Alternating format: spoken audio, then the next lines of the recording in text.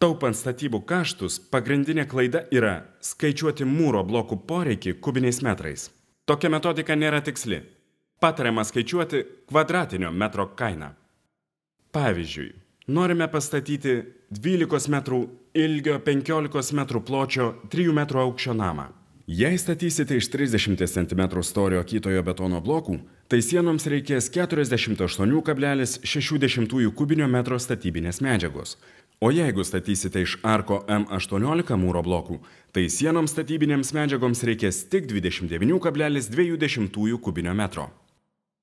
Jeigu kubinio metro kaina vienoda, tai už akituosius blokus sumokėsime vos ne dvigubai brangiau. Bendrą blokų ir apšiltinimo kainą verta skaičiuoti todėl, kad mūro medžiagos turi skirtingą šilumos laidumo koeficientą. Paprasčiau tariant, skirtingus blokus reikia šiltinti skirtingos storio termoizoliacijos sluoksnių. Galutinė sienos kaina įvertinus būtinus reikalavimus skaičiuojant kvadratinį metrą. Lentelė parodo, kad sienos kvadratinio metro kaina iš arko blokų yra akivaizdžiai patraukliausia.